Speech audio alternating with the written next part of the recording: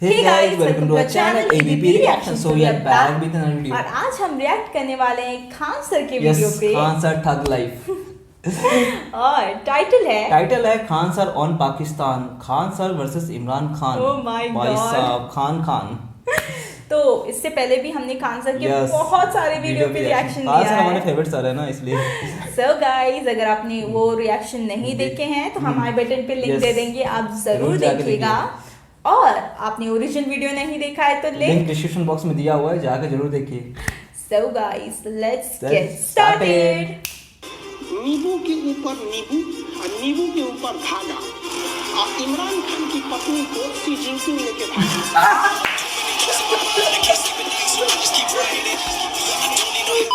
साहब मस्त है। कि इन लोग पे ज्यादा वैल्यू नहीं देना चाहिए।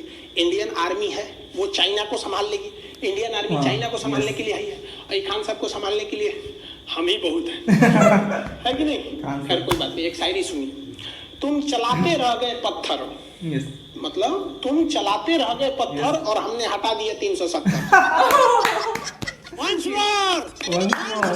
बहुत बढ़िया। पत्थर पीस कर कभी मैदा नहीं हुआ और हमसे कश्मीर छीन ले ऐसा कोई पैदा नहीं हुआ। वाह रे वाह,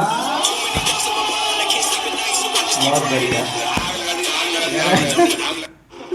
एक बड़े पैमाने पर वार होगा इंडिया पाकिस्तान के बीच में, जिसका सबसे बड़ा कारण बढ़ेगा आतंकवाद। और कहीं ना कहीं ये देखने को मिलता ही है कि ये आतंकवाद बहुत भयानक लेवल पे है। इन लोग को लगता है कि पूरी दुनिया में फतह करेंगे लुंगी पहन के यहाँ पर।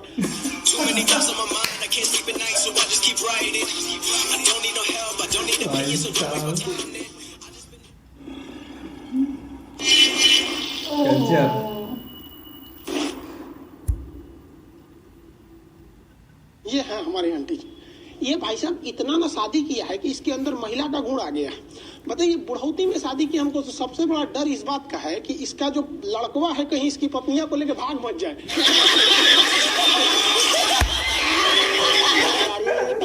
यार ये अच्छा था। रिटायरमेंट भी एक चीज होता है। घुसिया की कौन चीज देख रहे हैं? हम रिटायर हो जाइए यहाँ पे। हाँ तो देख रहे हैं हम लोग का ब्याह नहीं हो रहा है। में 3-3 को लेकर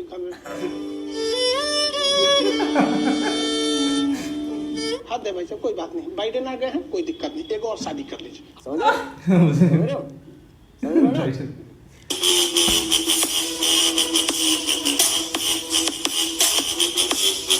पाकिस्तान ने खुद अपने पैर पे गाड़ी मार लिया और पाकिस्तान के लोग को हमारे बात बुरा लगता है। कुछ तो हिंदुस्तान के लोग को हमारी बात बुरी लग जाती है कि अरे भाले आपको बुरा लगता है तो लगे, क्योंकि हमको अपना देश पसंद है और बेबी को बेस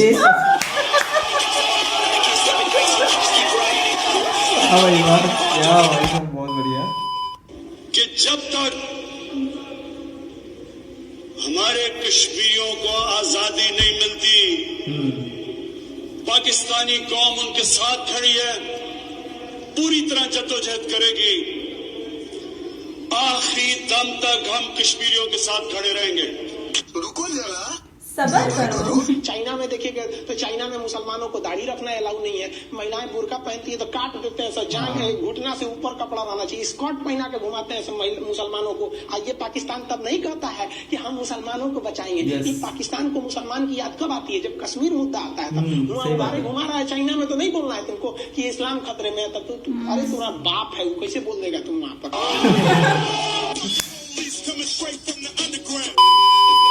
90% लोगों को लगता है कि भारत से युद्ध होगा तो ये लोग जीत जाएंगे। 90%। केवल 10% लोगों को लगता है कि वो हार जाएंगे। और वो 10% जानते हैं कौन है? पाकिस्तान की फौज है।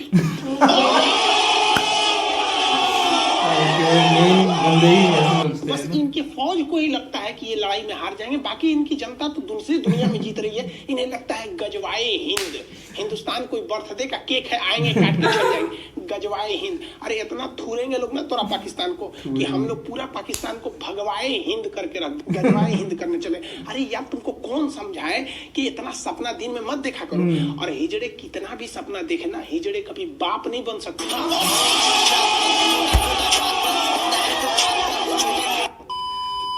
कहते हैं जस करनी तस भोग ही पावा। पाकिस्तान ने आतंकवादियों को पाल पोस के बड़ा किया, आज इनको समझ में आता है इन आतंकवादी पाकिस्तान के लिए खतरा बन गया।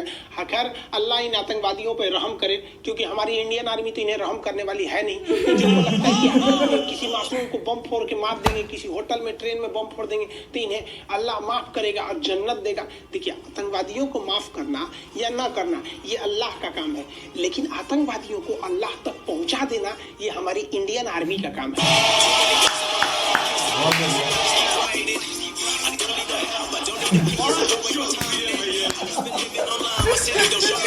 सबसे ज्यादा अगर कोई खुश है जो बाइडेन के आने से या जो बाइडेन के डिसीजन से सबसे ज्यादा अगर कोई खुश है तो वो आंटी जी खुश है।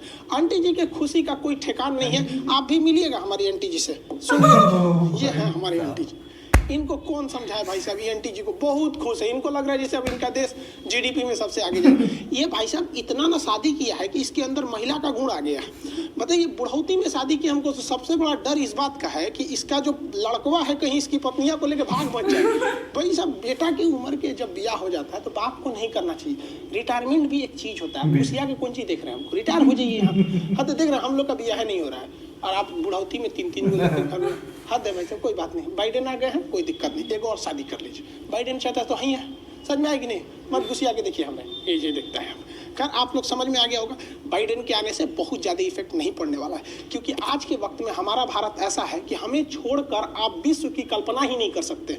हर जगह वो एक अहम भूमिका को निभाएगा। लेकिन हाँ, जब भी सरकार चेंज होती है तो कुछ ना कुछ चेंजिंग देखने को मिलती है। आई होप चाचा आप भी समझे होंगे हमारी बातों को। $40 बिलियन है तो हम लोग के पास 605, तो वो $45 बिलियन में अगर वो चाइना के डेट ट्राउट को काउंटर कर सकता है तो $605 बिलियन में हम क्यों नहीं कर सकते हैं। बस हमें इनिशिएटिव लेने की जरूरत है। चाइना से ज्यादा सॉफ्ट नीति अपनाएंगे तो दिक्कत हो जाएगा। अरे पाकिस्तान वालों के पास इन सदरों का अलग झमेला, ये 68 नंबर पे आते हैं सर। भाई, बांग्लादेश आप ही से टूटा था, याद है कि नहीं? 1971 में। लेकिन आप लोग को थोड़े याद रहेगा, आप लोग को तो केवल कश्मीर याद है। हम कश्मीर लेंगे भैया, पूर्वी पाकिस्तान आपका था, चला गया, उसको कहते लेंगे, समझ में आता है। बांग्लादेश 1972 में बना, आपकी रैंकिंग है 68, चाचा इधर देखिए, और बांग्लादेश की रैंकिंग है 44, आपसे अच्छा हो गया। बताइए, बांग्लादेश के पास $45 बिलियन है और पाकिस्तान के पास $16 बिलियन। हम लोग से ये 37 गुना पीछे है, लेकिन फिर भी परमाणु बम मारेगा हम लोग। परमाणु बम चलाएंगे, ये चलाएंगे। 37 गुना पीछे है भैया। यहाँ देखिए, ये 37 गुना, यहाँ देखो, यहाँ पे इतना पीछे है। एक्चुअली पाकिस्तान को बर्बाद करने के लिए सबसे बड़ा काम किया चाइना ने। चाइना को आना था हिंद महासागर में भारत को छोड़ते हुए, तो यहाँ से उसने एक सड़क बनाया, CPEC, China Pakistan economic corridor. अंधाधुंध पैसा लगा इस सड़क को बनाने में, और इसको कहा गया कि इस सड़क के दोनों ओर इकोनॉमिक कॉरिडोर बनाया जाएगा। 10,000 फैक्ट्रियां लगेंगी। ये हमारे चाचा को समझ में आया नहीं, फिसल गए वहाँ पे।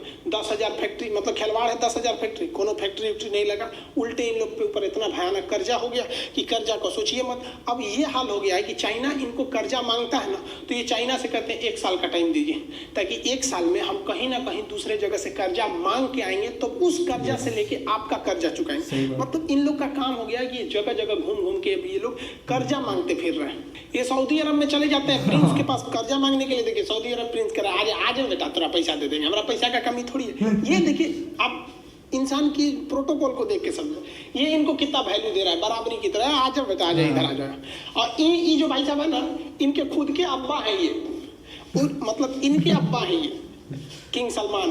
और ये मोदी जी को रिस्पेक्ट देखिए। तो ये फर्क पड़ता है कि आपका देश के पास अगर पैसा है, इकोनॉमी है, तगड़ा है, अगर पूरी रिसोर्सेज से, तो फिर आपको वैल्यू ज्यादा मिलेगी।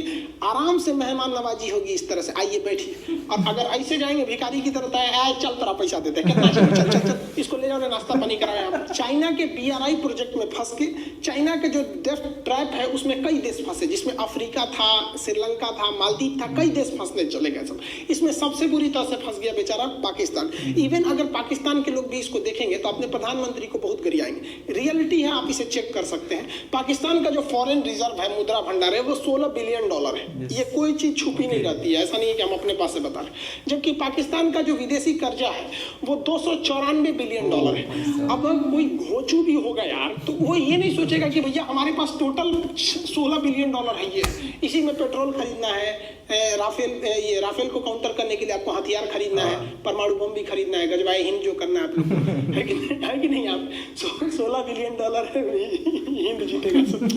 तो अब बताओ यार, कोई गधा भी होगा तो $16 14 बिलियन डॉलर में से कभी लेगा 294 बिलियन डॉलर कर्जा। अब आप खुद सोचिए, पाकिस्तान के लोग भी अगर देखे होंगे तो सोचो अपने देश के प्रधानमंत्री और नीति निर्माण वालों को कि कितना ज्यादा कर्जा लिया, कभी भी ये कर्जा नहीं चुका पाते हैं। इसलिए पूरी दुनिया में इनको कोई सीरियस नहीं लेता है, मजाक पे मजाक बनते हैं, सब मीम बनेगा यहाँ पर, और इनको उड़ा ले गया बेचारा सी जिनपिंग के जाल में फंस चुके हैं, इनको कुछ समझ में आ नहीं रहा, अब इधर उधर कर्जा मांग रहे। इसीलिए हम आप चाचा के लिए हम क्या बोले, हम क्या बोले इनके लिए, सुनिए ध्यान से। नींबू के ऊपर नींबू और नींबू के ऊपर धागा, इमरान खान की पत्नी को सी जिनपिंग लेके भागा। कहीं का तुमको या ये तो होता है, चाइना जो है वो कर्जा देता है तो कर्जा के बदले या तो जमीन ले लेता है श्रीलंका की तरह, नहीं तो इज्जत ले लेता है पाकिस्तान वालों की तरह। अब हम क्या बताएं, BRI प्रोजेक्ट का काउंटर करने के लिए जो बाइडन ने प्लान बनाया है वो एकदम बेस्ट है। और उन लोग जो लोग कह रहे थे बाइडन के जीतने पे कि ये चाइना का कुछ नहीं करेगा, अब समझ में आ रहा है ना, यहाँ पर अंतर्राष्ट्रीय नीति में कोई किसी का दोस्त नहीं, कोई किसी का दुश्मन नहीं। जो हमारे देश के लिए सही वो मेरे लिए सही हो जाता है। आई होप आप G7 जो नेता थे, अलगाववादी नेता, इन लोगों को भी समझ में आ गया कि अब बहुत देर हो चुकी है, अब भारत भाभी पड़ जाएगा। तो अब ये लोग धीरे धीरे इन लोग को भी समझ में आ रहा है कि भैया मिलजुल के ही रहने में फायदा है। और गवर्नमेंट जो है वो दूर तक को सोचते हुए, जैसे चिनाब ब्रिज हो गया, इंफ्रास्ट्रक्चर को, रेलवे कनेक्टिविटी। एक्चुअली कश्मीर के साथ एक ये भी तो समस्या है, सोचना कनेक्टिविटी इतना खराब है, वहाँ पे मौसम खराब हो जाता है, ये जिस वजह से वहाँ पे टूरिस्ट भी नहीं पहुँच पाते हैं टाइम से, बिजनेस भी नहीं हो पाता, या पुलिस फोर्स वगैरह या आर्मी को डिप्लॉय करने में भी ज़्यादा टाइम लग जाता है। और हम लोग को क्या करना चाहिए, देखिए गवर्नमेंट को करना चाहिए कि भाई कश्मीर को कैसे भी अपने अंडर में लाया जाए, लेकिन जो पब्लिक होती है, देश के नागरिक, हम लोग का मेन कंसर्न होना चाहिए कि हम कश्मीरियों को अपनी ओर खींचे। दो चीज़ें होना चाहिए। देखिए पाकिस्तान हावी क्यों हुआ, पाकिस्तान कश्मीर को नहीं खींच पाया है, लेकिन कश्मीरियों को अपनी ओर थोड़ा सा लुभा लिया है।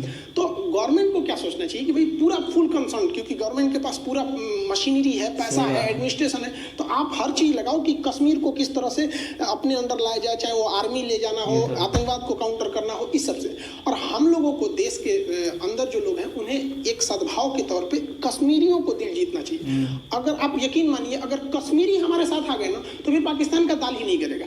इसके लिए बहुत सारा हो सकता है कि जैसे हर स्टेट एक मतलब कोऑर्डिनेशन बना के रखे कश्मीर के साथ, जैसे कैसे एक कॉमनवेल्थ गेम होता है और ओलंपिक होता है, उस तरह से एक इंडिया के इंटरनल भी बहुत बढ़िया प्रोग्राम किया जाए, उसमें मेन कंसर्न रखा जाए कि नहीं कश्मीर के लोग भी भाग ले, और इस तरह मतलब उनको आपस में जोड़ के रखा जाए। हर महीने को भी मान के चलिए गुजरात कश्मीर का हो रहा है तो वहाँ के स्टूडेंट वहाँ जाएं, वहाँ के स्टूडेंट यहाँ आए, आपस में डिबेट करें, इससे धीरे धीरे घुल मिल जाएंगे। और एक लंबा 15-20 साल का प्लान लेके चलना पड़ेगा। ऐसा नहीं है कि कश्मीर आप सोचेंगे कि नहीं ये 2 साल में नॉर्मल हो जाएगा, नहीं, इसके लिए एक लंबा प्रोग्राम लेना पड़ेगा। और हमेशा याद रखना चाहिए कि अगर कश्मीरी हमारे साथ आ गए ना तो फिर कश्मीर को कोई नहीं छीन सकता, डिस्टर्बेंस ही खत्म हो जाएगा। और कुछ स्टेटमेंट भी जो थोड़ा नेता होता लोग दे देते हैं, इससे लॉन्ग टाइम बहुत घाटा हो जाता है। क्योंकि देखिए अगर कुछ लोग होते हैं जिनमें एजुकेशन ज़्यादा नहीं है ना, तो किसी भी बात को पकड़ के वो लाइफ टाइम के लिए बुरा मान जाते हैं। तो स्टेटमेंट को भी हमें कश्मीर के बारे में थोड़ा सोच समझ के देखना चाहिए कि अक्सर जब 370 हटा था तो बहुत सारे उल्टा सीधा मजाक किए जा रहे थे, इस सबसे थोड़ा सा सेंटिमेंट भड़कता है और इसी का फायदा उठा लेता है पाकिस्तान। कहता है कि देखो तुम्हारे बारे में इंडिया के लोग क्या सोचते हैं, हमारा जैसे बाकी राज्य वैसे वो भी है, धीरे धीरे अब पटरी पर वो भी आ रहा है। इन लोग का अलगे रोना है, ये कह रहे हैं कि भारत ने 370 हटाकर इलीगल कर दिया, तुम्हारा अधिकार ही नहीं है। सोच रहे तो तुम्हारा अधिकार है यहाँ पर, बलूचिस्तान पे हेलीकॉप्टर से गोली चलवाते हैं लोग, तो ये ठीक है। वहाँ के अहमदिया मुसलमानों को दिन दहाड़े मरवा दो, सही है भाई। हमारे कश्मीर को छोड़िए, हमने तो 370 हटा दिया, आपको टेलर दिखा दिए, ये सब आने वाला है, आप इसको बचाइए, ये बलूचिस्तान में मत निकल जाए आपके साथ, बड़ी खतरनाक स्थिति होने वाला है। इनको ये लोग हमेशा उल्टा सीधा धमकी देता है, परमाणु बम है हमारे पास, मार देंगे, तबाह कर देंगे, रेडी है, मार के चल जाएंगे। अरे भाई साहब इन लोग को समझ में नहीं आता है, परमाणु बम मारना खिलवाड़ बात है। यहाँ से पूरा आधार कार्ड में एगो नाम सुधरवाने में 15 दिन लग जाता है, कहीं ऐसे कहता है परमाणु बम तुरंत मार देंगे। अरे भाई आपको बताया भी है सब कि नहीं, आपकी आर्मी वाले सब, कि परमाणु बम जो होता है इस तरह से एक जगह नहीं रखा रहता है, इसको कई पार्ट में रखा जाता है, कुछ टुकड़ा वहाँ है, कुछ यहाँ, पता चला एक जगह रखा, उसमें कुछ इधर उधर हुआ, वही उड़ गया यहाँ, ऐसे नहीं रखा जाता है। उसको आपस में जोड़ ओढ़ के रेडी टू वार करने के लिए 3-4 दिन ऐसे लग जाता है। ऐसे धमकी देता, कहता हमारे पास भारत से ज्यादा परमाणु बम।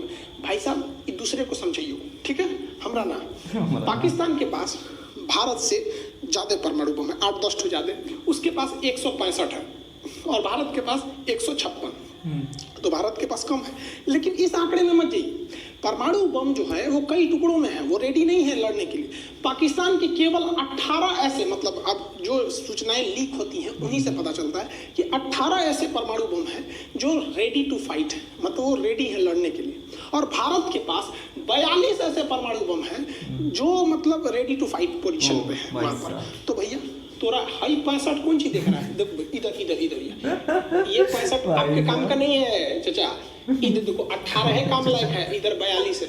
तो भाई हम लोग 42 को रेडी रखे हैं लोग। 42 में दुइयों को मार देंगे तो आधा उड़ जाएगा। बलूचिस्तान पर नहीं मारेंगे लोग, उसको आजाद करा देंगे। समझ में आ रहा है कि नहीं? परमाणु बम मार देंगे, यहाँ मार देंगे, यहाँ पे। तो गुलेल को लगता है कि परमाणु बम समझता है। देखिए इमरान खान जी, हम आपको अच्छा से समझाते हैं, बात को समझिए। पत्थर पीस कर कभी मैदा नहीं हुआ और हमसे कश्मीर छीन ले ऐसा कोई पैदा नहीं हुआ। आपको कौन समझा रहा है वहाँ पर? जी भाला इन लोग का। अब देखिए हम कहते हैं कि इन लोग पे ज़्यादा वैल्यू नहीं देना चाहिए। इंडियन आर्मी है वो चाइना को संभाल लेगी। इंडियन आर्मी चाइना को संभालने के लिए आई है, और खान साहब को संभालने के लिए हम ही बहुत है कि नहीं? खैर कोई बात नहीं, एक शायरी सुनिए। तुम चलाते रह गए पत्थर मतलब तुम चलाते रह गए पत्थर और हमने हटा दिया 370। आई होप आप समझे होंगे। ये लोग को समझ में नहीं आता है, इनको कश्मीर चाहिए। खैर चाहने दीजिए, इनको कश्मीर मिलेंगे, ये लोग नहीं मिलेगा, ठीक है। आई होप आप ये सब चीज़ों को समझे होंगे। ऐसा कश्मीर में कोई अलग स्टेट होने वाला नहीं है। ये ऐसे अफवाह उड़ा दिया जाता है जैसे 2000 के नोट में चिप था। अगर गवर्नमेंट को अलग ही करना था जम्मू को तो उसी वक्त अलग करती थी। हाँ, थोड़ी सी जम्मू में सुधार की जरूरत है। उन लोग को भी इक्वल राइट्स मिलने चाहिए, क्योंकि सबको भाई बराबर है एटलीस्ट अब तो है। लेकिन धीरे धीरे भी वो चीज़ें हो रही हैं।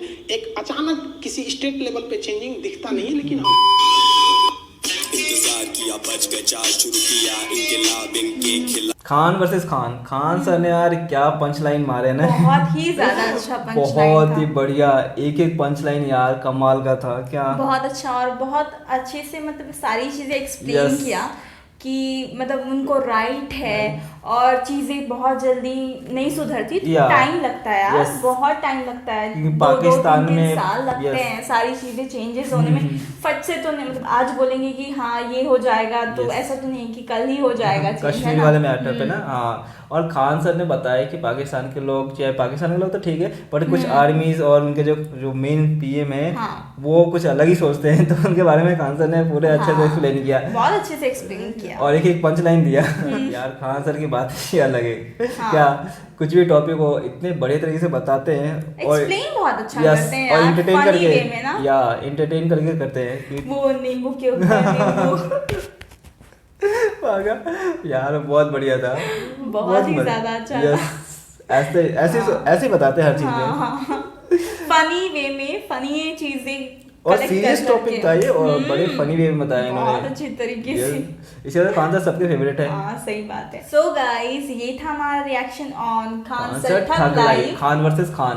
तो आपको कैसा लगा ये हमें कमेंट बॉक्स पे जरूर बताइएगा, और अच्छा लगा होगा तो हमारे चैनल को लाइक शेयर एंड सब्सक्राइब करना मत भूलिए। प्लस बेल आइकन भी प्रेस कीजिए, और आप हमें फॉलो कर सकते हैं इंस्टाग्राम और फेसबुक पे भी, जिसका लिंक डिस्क्रिप्शन बॉक्स में अवेलेबल है। So guys, we will see you in another brand new video. Till then, bye bye, see you and take care.